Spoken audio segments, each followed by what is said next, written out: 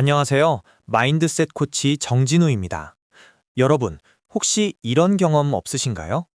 분명 이번 달엔 아껴 썼다고 생각했는데 카드 명세서를 보면 내가 언제 이렇게 썼지? 하고 놀라는 순간이요.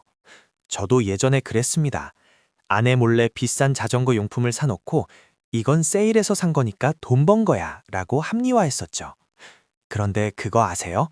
우리는 돈을 다룰 때 우리가 생각하는 것만큼 똑똑하지 않습니다. 우리는 스스로를 합리적인 경제적 인간이라고 믿고 싶어 합니다.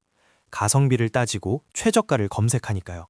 하지만 댄 에리얼리의 책 부의 감각은 우리의 그 믿음을 완전히 깨부숩니다. 돈은 단순히 숫자가 아니라 우리의 감정과 편견 덩어리라는 것이죠. 오늘 우리의 뇌가 어떻게 우리 지갑을 털어가는지 그 충격적인 비밀을 하나씩 열어보겠습니다. 첫 번째 함정은 바로 상대성입니다. 제가 5살 딸아이 장난감을 사러 갔을 때 일이에요. 2만 원짜리 인형은 비싸 보였는데 바로 옆에 5만 원짜리 세트가 할인해서 3만 원이라고 적혀 있더군요. 순간 제 뇌는 와, 1만 원이면 거저네 라고 외쳤습니다. 2만 원짜리보다 1만 원이나 더 비싼데도 말이죠. 우리는 가격 그 자체의 가치보다 옆에 있는 비교 대상 때문에 지갑을 엽니다. 백화점 세일 기간에 사람들이 몰리는 이유도 똑같습니다. 원가 100만 원, 할인가 60만 원이라는 태그를 보면 우리는 60만 원을 쓰는 고통보다 40만 원을 절약했다는 기쁨에 취해버립니다. 사실 60만 원을 안 쓰면 60만 원을 버는 건데 말이죠. 이게 바로 뇌가 우리에게 거는 최면입니다. 두 번째는 심리적 회계입니다. 쉽게 말해 돈에 꼬리표를 붙이는 습관이죠. 여러분, 월급 300만 원은 어떻게 쓰시나요? 아마 공과금 내고 적금 붓고 정말 아껴 쓰실 겁니다. 그런데 연말정산 환급금이나 보너스로 받은 300만 원은요? 꽁돈 생겼다 하면서 평소에 못 샀던 옷을 사거나 비싼 술을 마시진 않나요? 사실 월급으로 받은 1원이나 길에서 주운 1원이나 가치는 똑같습니다. 하지만 우리 뇌는 힘들게 번 돈과 쉽게 생긴 돈을 다른 서랍에 넣어둡니다. 저도 한때 코칭 수익 외에 들어온 강연료는 가족 외식비로 흥청망청 썼습니다. 그 돈을 모았다면 지금쯤 자산이 얼마나 불어났을까요? 돈에는 이름표가 없다는 사실 잊지 마세요. 세 번째, 가장 위험한 함정은 지불의 고통을 없애는 기술입니다. 현금을 낼 때를 상상해 보세요. 5만 원짜리 지폐를 건네고 지갑이 얇아질 때 마음 한 구석이 찌릿하지 않나요? 그게 바로 지불의 고통입니다. 이 고통은 우리 과소비를 막아주는 브레이크 역할을 하죠. 하지만 신용카드는 어떤가요? 긁는 순간 아무런 통증이 없습니다. 오히려 승인 완료라는 경쾌한 소리만 들리죠. 신용카드는 경제적 고통을 잠시 잊게 해주는 강력한 마취제입니다. 제가 아내와 상의해서 신용카드를 자르고 체크카드로 바꿨을 때 처음엔 정말 불편했습니다. 그런데 놀랍게도 한 달 생활비가 20%나 줄어들더군요. 고통을 느껴야 돈이 모입니다. 네 번째는 앵커링, 즉 단내림 효과입니다.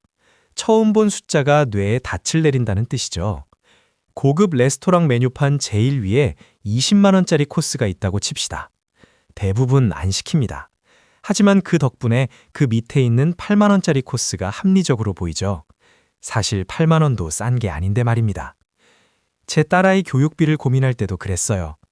100만 원짜리 영어 유치원 이야기를 듣고 나니 50만 원짜리 학습지가 싸게 느껴지는 마법. 무섭지 않나요? 우리는 일단 내 것이 되면 가치를 높게 평가합니다. 소유 효과죠. 그리고 가진 것을 잃는 것을 죽기보다 싫어합니다. 손실 회피 성향 때문입니다. 무료 체험 기간이 끝나면 구독을 해지해야 하는데 이미 내 것이 된 서비스를 잃기 싫어서 결제하게 되는 심리. 다들 겪어보셨죠? 기업들은 이 심리를 너무나 잘 이용합니다. 이 모든 함정 속에서 우리가 가장 자주 잊어버리는 것이 있습니다. 바로 기회비용입니다. 커피 한 잔 5천 원을 쓸 때 우리는 이 돈으로 할 수 있었던 다른 일을 생각하지 않습니다. 5천 원이면 미래를 위한 투자일 수도 있고 아이와 함께 읽을 동화책 한 권일 수도 있는데 말이죠. 돈을 쓴다는 건 단순히 물건을 사는 게 아닙니다. 미래의 자유를 현재의 만족과 맞바꾸는 행위입니다. 저도 예전엔 욜로를 외치며 현재를 즐겼습니다. 하지만 아이가 태어나고 가정을 지켜야 하는 가장이 되고 보니 알겠더군요. 지금의 무절제한 소비가 미래의 내 가족이 누릴 안전과 평화를 갉아먹고 있었다는 것을요. 와인바에 가면 우아한 오크 향과 묵직한 바디감 같은 설명이 붙어 있죠. 이런 화려한 언어는 소비의 즐거움을 높여주지만 동시에 지갑을 더 쉽게 열게 만듭니다. 장인 정신이 깃든이라는 말 한마디에 가격이 2배가 되어도 납득하죠. 소비할 때 그 물건을 꾸며주는 형용사를 걷어내고 본질만 보세요. 그게 진짜 필요한 물건인지 아닌지 보일 겁니다. 재미있는 실험 하나 알려드릴게요.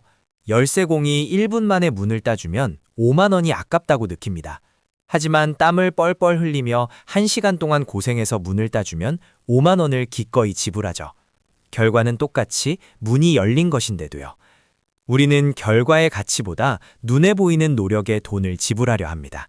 이런 심리 때문에 우리는 비효율적인 서비스에 돈을 낭비하기도 합니다. 이건 공정함에 대한 우리의 집착 때문입니다. 하지만 투자의 세계나 자산 관리에서는 과정의 힘듦보다 결과의 효율성이 더 중요할 때가 많습니다. 내가 힘들게 공부하고 분석해서 투자해야만 수익이 날 거라는 착각. 그게 오히려 단순한 인덱스 펀드 투자를 못하게 막는 장애물이 될 수도 있습니다. 자, 그럼 우리는 어떻게 이 뇌의 함정에서 벗어날 수 있을까요? 첫 번째 해결책은 율리시스 약정입니다. 그리스 신화의 율리시스가 사이렌의 유혹을 피하려 자신을 돛대에 묶은 것처럼 우리도 강제장치를 만드는 겁니다. 저는 월급이 들어오면 자동으로 적금과 투자 계좌로 빠져나가게 설정해둡니다.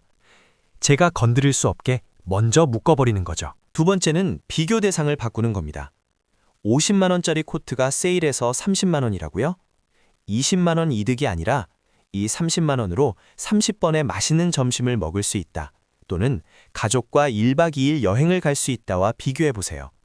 물건과 물건을 비교하지 말고 물건과 경험 또는 미래를 비교하세요.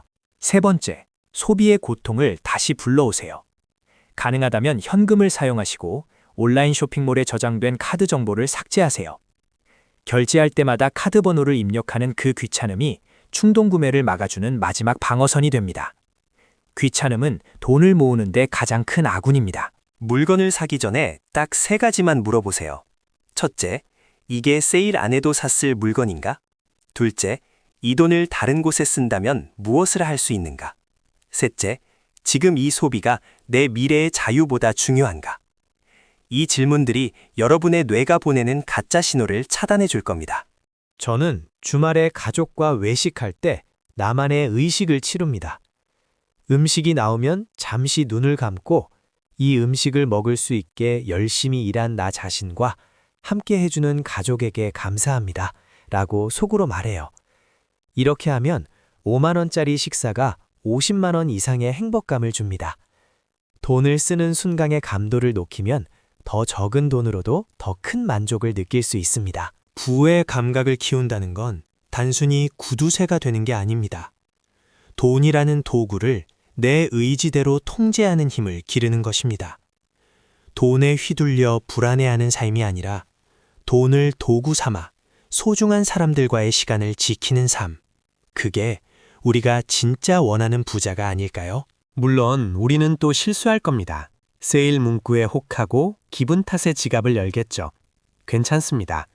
중요한 건 내가 또 심리적 함정에 빠졌구나 라고 알아차리는 것입니다. 그 알아차림이 반복될수록 여러분의 금융 마인드셋은 단단해질 겁니다. 저 정진우도 매일 연습하고 있습니다.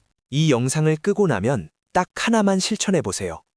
최근 일주일간 쓴 카드 내역을 열어보고 감정 때문에 쓴 돈에 형광펜을 칠해보세요. 그 금액을 합산해보면 깜짝 놀라실 겁니다. 그게 바로 여러분이 앞으로 모으게 될 종잣돈의 시작입니다. 기술적인 재테크보다 중요한 건 내 마음과 뇌를 이해하는 것입니다. 부의 감각을 익히면 세상의 마케팅과 유혹이 다르게 보이기 시작합니다. 여러분은 이제 소비의 주체로 다시 태어날 준비가 되셨습니다. 지갑을 지키는 건 결국 나 자신을 이해하는 것에서 시작되니까요. 돈이 많다고 무조건 행복한 건 아니지만 돈을 통제할 수 있으면 불행을 막을 수는 있습니다. 여러분의 소중한 땀과 시간이 담긴 돈, 이제는 뇌의 착각에 뺏기지 말고 여러분의 행복을 위해, 사랑하는 가족을 위해, 그리고 미래의 자유를 위해 쓰시길 바랍니다. 저와 함께 부의 감각을 깨우고 흔들리지 않는 자산을 만들어 가실 분들 환영합니다. 오늘 이야기가 여러분의 통장을 지키는 작은 방패가 되었기를 바랍니다. 여러분의 소비 패턴 중 가장 고치기 힘든 습관은 무엇인가요? 댓글로 공유해 주시면 저도 함께 고민해 보겠습니다. 작은 인식의 변화가 부의 추월 차선으로 여러분을 안내할 것입니다. 오늘 내용이 도움이 되셨다면 구독과 좋아요 부탁드립니다. 지금 바로 카드 내역서 확인하러 가시죠. 감사합니다.